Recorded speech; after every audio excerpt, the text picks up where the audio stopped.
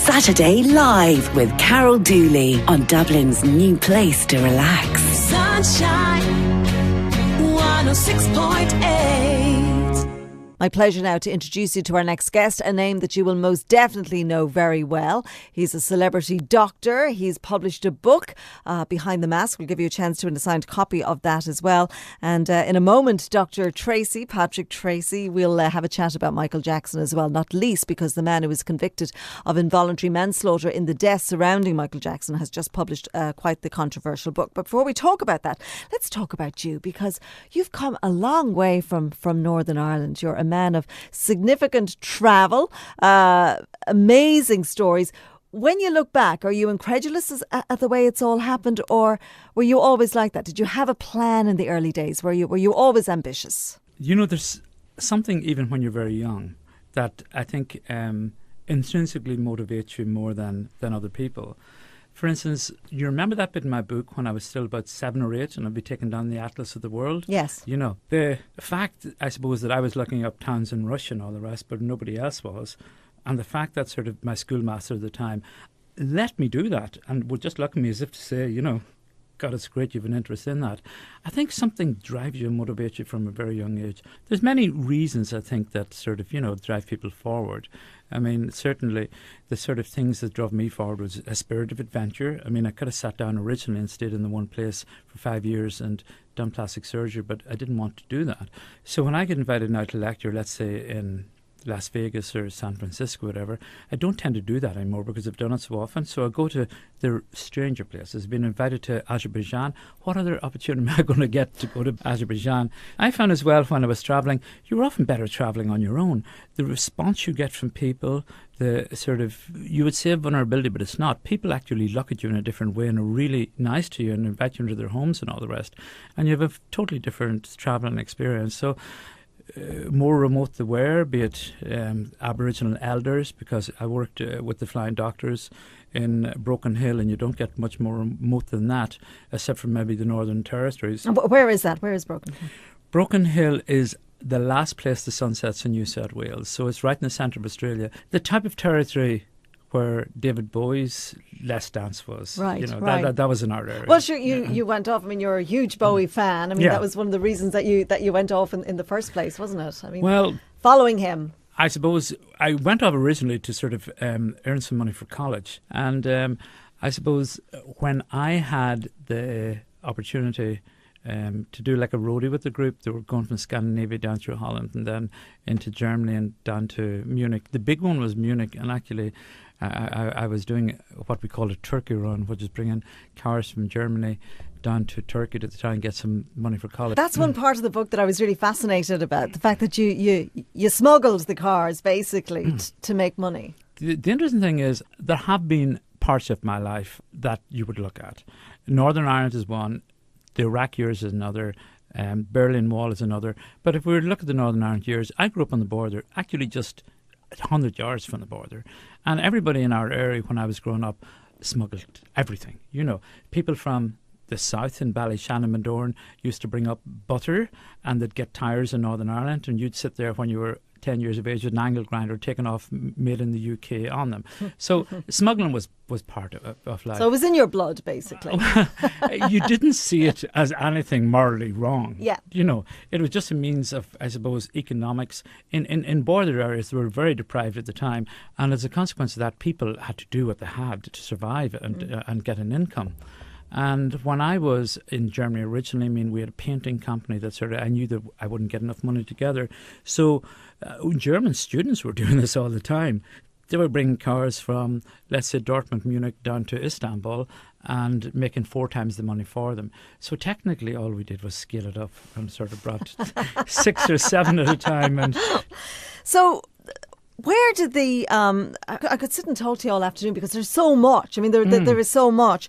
But how did you get from where you started to then the whole thing of becoming the celebrity doctor, of getting into that circle? A couple of things happened at one time that I just took opportunity, or sort of off. I was doing an interview with a South African magazine recently, and they put me down in the magazine as one of the 5 people who were on the pioneers of aesthetic medicine. And whether that's true or not, that's the way a lot of the rest of the world would see it. And that's why they invite me around the world now to lecture. But around 1998, my mum developed pancreatic cancer, so I had to come back up from Australia. But in that period as well, Botox just came on the market. After 1996, we also had dermal fillers came for the first time, and we had IPL lasers that were invented. So in the period 1998 to 2000, it was opportunistic just to turn around and say, well, people don't have to get plastic surgery. There's other ways of sort of restoring their face. These things will become safer over a period of time, which they did. And now something like 94% of the total market is aesthetic medicine, where it wasn't at the time. And certainly when I went to the bank to get a loan for Aylesbury Road. Did they look at you going, yeah, they didn't even know what I was talking about.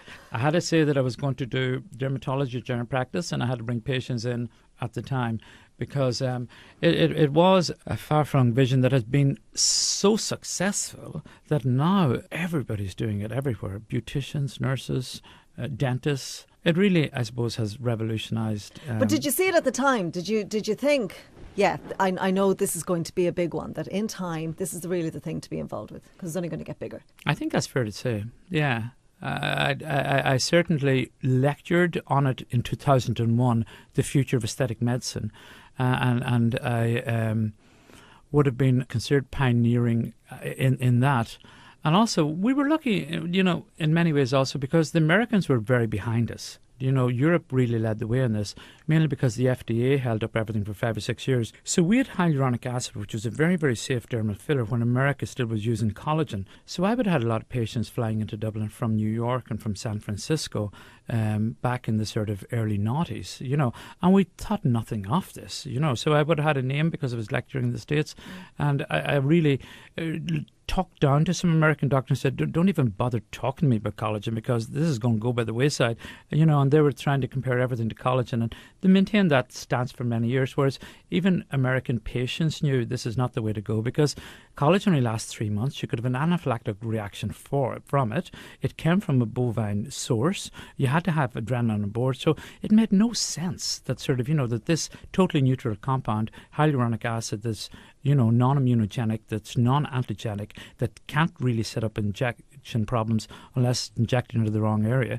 It was almost like revolutionary compared to what the Americans had. People also didn't know how to reverse it. So one of the first reasons that I met Michael, as you know in the book, was that when Arnie had injected him, they didn't know how to reverse it and get it back out. And he had to meet the Queen like a few nights later. And even when I phoned QMed at the time, and Boris, who was one of the heads of the company, was in a taxi in Bosco, he said, Patrick, we don't have an antidote. And I said, well, you do. Hyaluronic acid is. And now it's widely used everywhere. But when I used it in Michael first, I didn't even know the concentration to use it at, because there's no published papers. I didn't know you had to mix it with lignocaine because it was very painful. So it was so funny watching, I suppose, Michael one night without breaking his medical confidence on this, whereas he wanted this for everything. So I'm very surprised the way that Conor Murray ended up in that particular scenario. But, he was running around saying, it hurts me, which wouldn't happen now, because we not only know the proper dilutions, but we also know the proper things to mix with.